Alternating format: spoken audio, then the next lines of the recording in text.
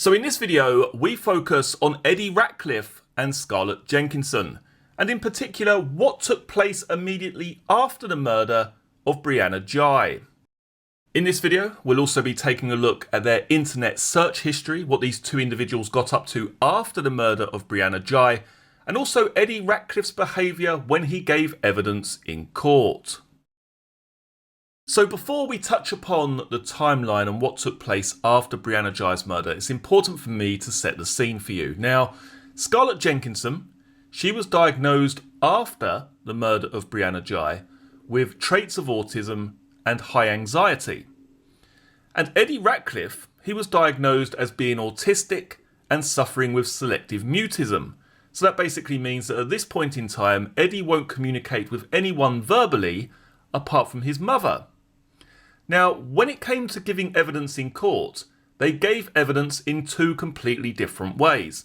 Scarlett Jenkinson, she took the stand and she was in front of the jury giving her evidence verbally.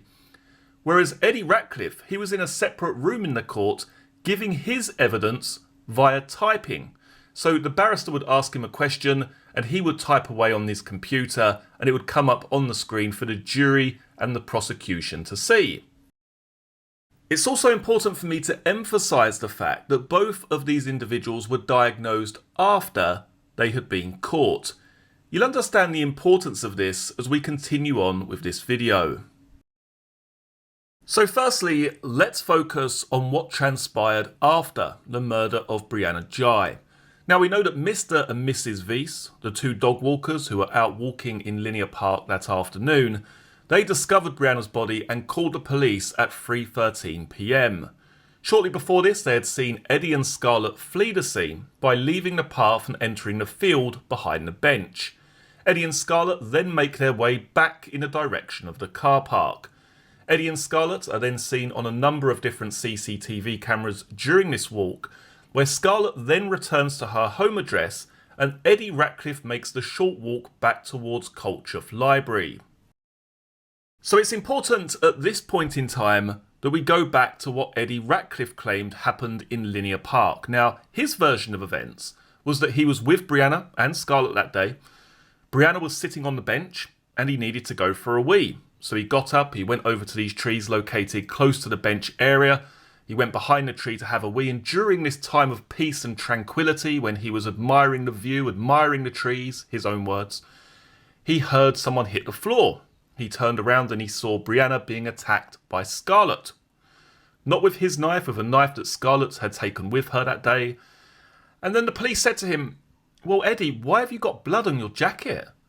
Why have you got blood on your hands here in this CCTV, what looks like red staining on your hands?" And he said, "Well, I went close to Brianna to see what had happened and I got blood on my shoes, blood on my jacket, and also blood on my hands."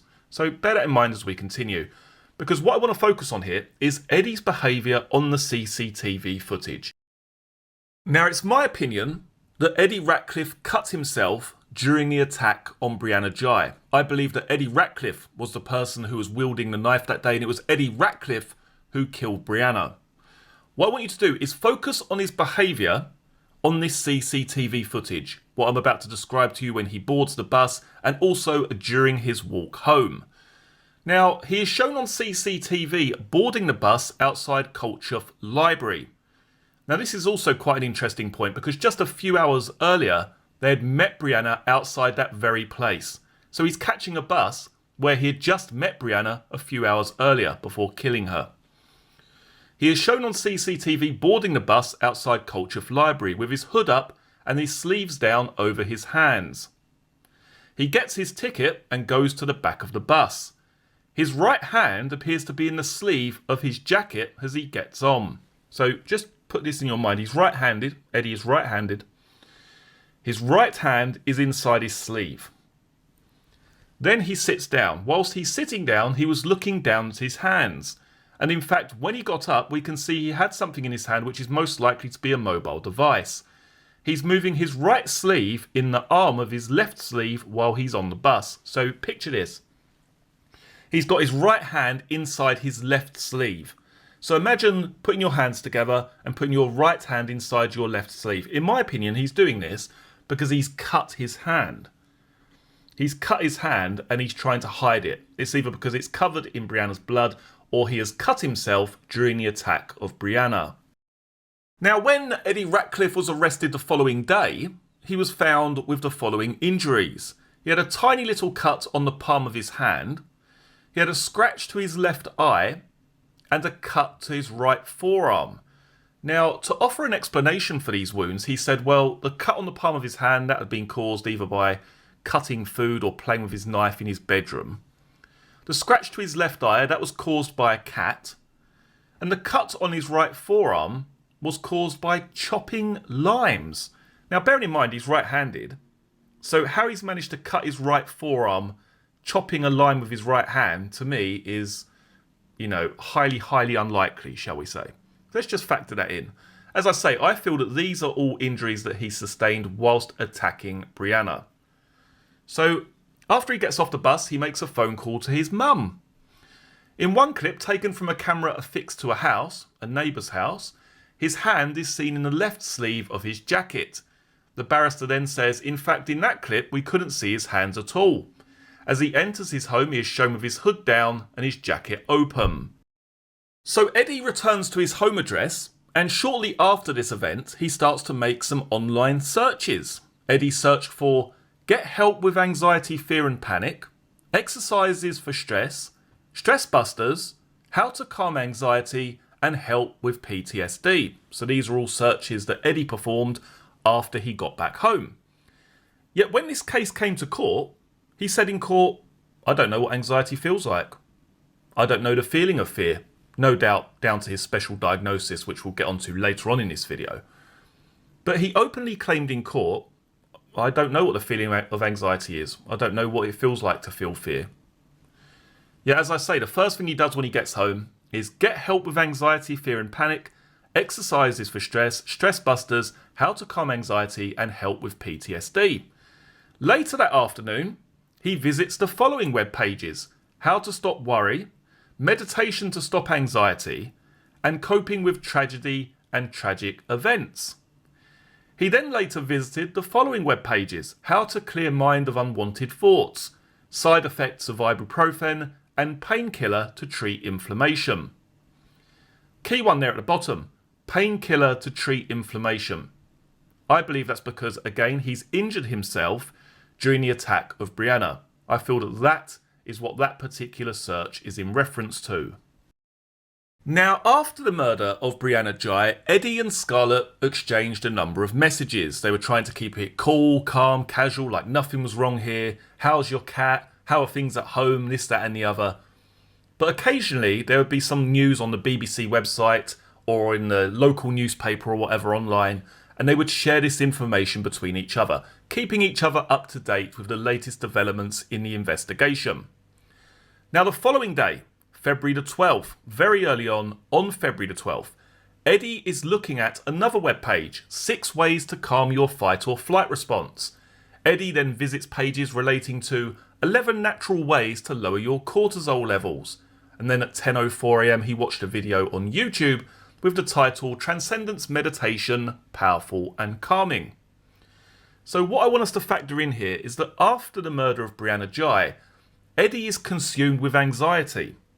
He's consumed with anxiety, worry about being caught. There's nothing in his searches here which tell you that this individual plans to give evidence. He plans to say what really happened that day, that Scarlett attacked Brianna and I'm just an innocent bystander. He's worried about himself.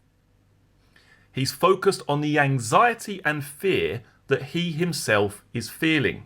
There's nothing in those searches that relates to telling the truth. There's nothing in those searches that relates to telling a version of events that implicates Scarlett. Now, later that afternoon, again on February the 12th here, the day after Brianna Ghey was murdered, this is where the story takes a bit more of a serious turn for old Eddie Ratcliffe. Because Scarlett on the afternoon of February the 12th receives a message on Facebook. A lady who knew Scarlett had seen all 3 of them in Linear Park the day Brianna was killed. So this lady messages Scarlett on Facebook and says, was that your friend who was in Linear Park that day? You know, Scarlett didn't even realise that this lady had seen her. So Scarlett said, oh, no, just try to play it off. Yeah, it was just me, Eddie and Brianna in the park, and then Brianna went after about 15 minutes, and that was about it. And this lady replied, yeah, Brianna, that's the person who's been killed. So then this lady starts to try and call her on Facebook. Scarlett's not answering. And Scarlett goes and tells her mum. Scarlett goes and tells her mum, yes, look, we were with Brianna yesterday. You better call the police. Scarlett's mum calls the police, starts telling them what had happened. Yeah, my daughter was out with Brianna that day. And during this time, Scarlett is communicating with Eddie, saying, my mum's calling the police. I don't know what's going to happen. I think I'm going to be taken down to the station. We need to get our story straight. So at this point in time, Scarlett comes up with a plan. She messages Eddie and says, look, we've got to stick to the same story here. We're going to say that all three of us, me, you and Brianna, we met in Linear Park. We spent a period of time with Brianna, and then she got a message and simply left. She went off in a huff because she was meeting some guy from Manchester. That was the last we saw of her. Yet Eddie is not playing ball. I think at this time Eddie realises, oh dear, Scarlett's mum is going to speak to the police, and Scarlett's mum isn't going to lie for me. At some point in time, the police are going to turn up on my doorstep, and they're going to be asking me some questions. Now, what we need to factor in here is Eddie Ratcliffe's behaviour from this point onwards. He ignores Scarlett's calls. He ignores Scarlett's plan. He ignores Scarlett's messages. He simply goes completely AWOL. He drops off the face of the earth. Now remember, Eddie searches after the murder. It's all about anxiety, fear, dread, concern about being caught for what he has done. Yet his searches completely change when he gets this news about Scarlett's mum speaking to the police. Let's take a look at what Eddie searched for during this particular time period. Bearing in mind, we're talking about a 15-year-old child here. Eddie doesn't respond to Scarlett's calls or messages, and is instead looking up Data Protection Act offences on the Crown Prosecution Service website, and penalties for a person supplying or withholding information. He's looking up bail, abuse of process, information and support for victims and witnesses, and support to give your evidence special measures. Now, the search that caught my eye, and bearing in mind we're looking at a time period here where Eddie Ratcliffe fears that the police are going to turn up at his front door. The search that caught my eye was information and support for victims and witnesses. Now, this is the exact role that Eddie Ratcliffe then chose to take in court, or play I should say, in court. This victim, this poor autistic child who has been witness to this awful crime committed by Scarlett Jenkinson, the friend who wasn't found with a drop of blood on her. I feel Eddie Ratcliffe decides I'm going to insert myself into the role of a victim in this situation. Why would he be searching for information and support for victims and witnesses? You are the person who stabbed Brianna, Eddie. Why are you searching for that? Is it because you think to yourself, I know what I'm going to do. I'm going to blame this all on Scarlett.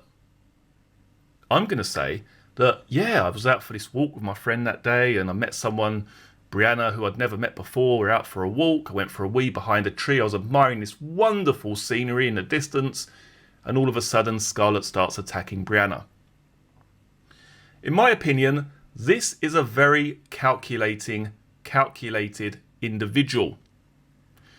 Someone who has taken measures of self-preservation. Because we've had the anxiety, we've had the fear, the dread, the worry about him being caught. And when he realises that, oh dear, the police are going to turn up on my doorstep, it's all about self-preservation. Because good old Eddie, when he was arrested, when the police turned up at his house, Eddie couldn't wait to tell his version of events. He couldn't wait to tell the truth. Or his truth, I should say. When the police were leading him away, he said, I can explain. He couldn't get it out quick enough that Scarlett was the person who had killed Brianna. Yet that wasn't true, was it? It was Eddie who took Brianna's life on that February afternoon. Not Scarlett, but Eddie.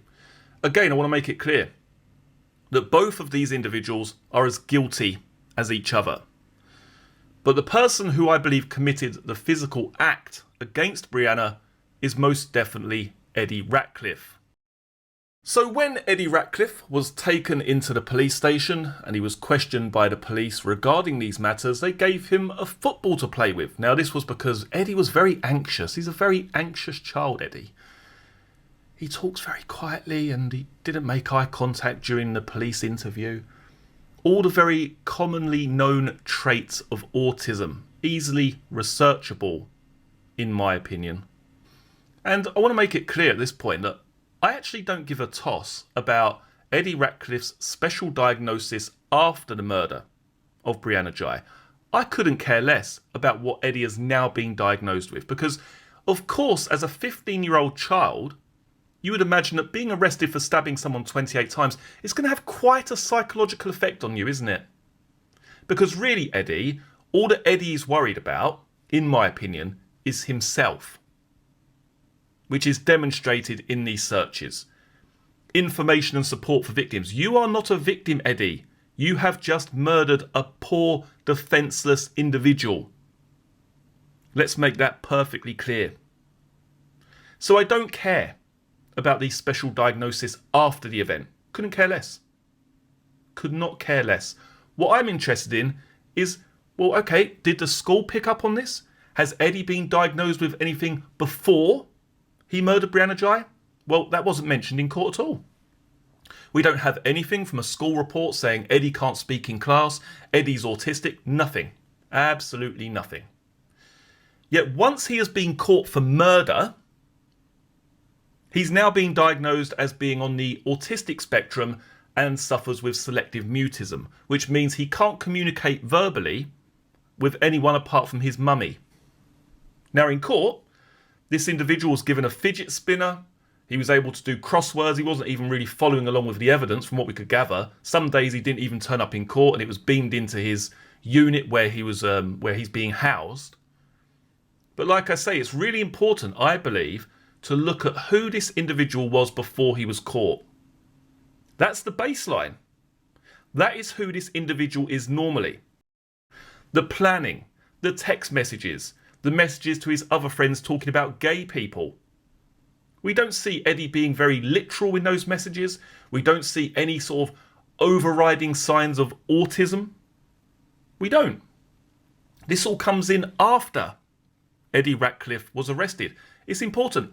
After the event, all of this stuff comes to light. So let's take a look at what Eddie said in court. Now, before I get into this, what you're going to hear is a very literal individual. Someone who I believe, again, this is just my own personal opinion here, someone who is completely hamming up his autistic diagnosis. Take a listen to the following. The prosecuting barrister asked Eddie, having seen Scarlett stab Brianna, were you frightened at all, Eddie? Eddie replied, I do not know what the feeling of fear feels like physically. And the barrister then said, really? You told us yesterday you felt anxiety after the event about what had happened. Did you feel anxiety at the time?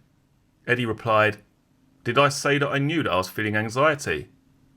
The barrister then said, well, are you capable of feeling anxiety? Eddie said, I don't know. What does it feel like? Let's just refresh our memory, shall we? And again, I think this is really important to remember. The baseline of this individual is who he was before the police turned up at his front door. That's the person we need to look at, in my opinion. So what was Eddie doing? Less than 2 hours after Brianna was killed. Eddie was searching online for get help with anxiety, fear and panic. Exercises for stress. Stress busters. How to calm anxiety and help with PTSD. I get the impression that we're looking at someone who's very self-aware, who's easily able to identify how they're feeling. They're looking for a way to not feel that, aren't they? They're looking for a way to alleviate those symptoms. They're not looking at what anxiety is. They're not searching for the meaning behind anxiety. They're not searching for ways to help him decide what he's thinking and feeling. We're looking at very concise searches here, aren't we, Eddie? Get help with anxiety, fear and panic. Exercises for stress, stress busters, how to calm anxiety and help with PTSD. Then later that same afternoon, after Brianna has been stabbed 28 times, how to stop worry. Meditation to stop anxiety. And coping with tragedy and tragic events. Bearing in mind, this individual just said, I don't know what the feeling of anxiety feels like physically. I don't know the feeling of fear. What is it? What is anxiety? I don't know. What does it feel like? Well, Eddie, less than 2 hours after killing Brianna, you were very able to search for these very, very specific terms. Very, very specific. Just one, for example. Get help with anxiety, fear and panic. His searches tell you all that you need to know, in my opinion. Now, changing the topic just very slightly for one moment, I've seen quite a bit of discussion online about the darknet. How was Scarlett Jenkinson able to access the darknet? What is someone of that age doing accessing such materials online? Do we need to ban it? Does it need to be outlawed, etc., etc.? Now, my views on this is that yes, of course it's a concern that someone of that age is accessing such materials, or anyone of any age really, is accessing such materials online. I would fully agree that that is a bit of a concern.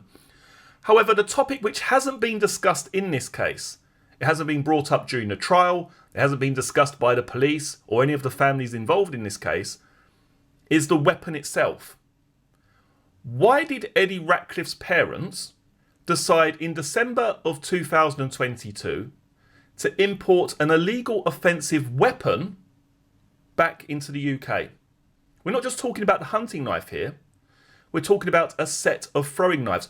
In what planet, or on what planet, would you feel that giving your 15-year-old son a hunting knife to keep in his bedroom and buying him a set of throwing knives, in what reality does that seem like a good idea? Take a listen to the following.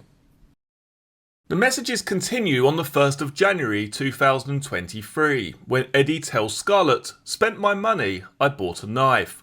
She asks, "What kind of knife?" He sends a picture of the knife, which he says cost him £13.50. On the 2nd of January, Eddie tells the participants of a WhatsApp group about the knife and again sends the same picture. He says, "You should have seen the collection the shop had. There were shurikens, throwing knives, butterfly knives, machetes, flip knives, tomahawks and combat shovels. I think I just convinced my dad to buy throwing knives." Eddie also tells Scarlett about the throwing knives. She responds, "Lol, yes." Now we take a look at what was said during one of Eddie Ratcliffe's police interviews. The detective asks, "Do you have access to any weapons or knives?" He nods. He replies, "I have a hunting knife. It's shiny. It's got a wooden handle. It's got a metal thing on the top of the wood to separate the handle from the blade."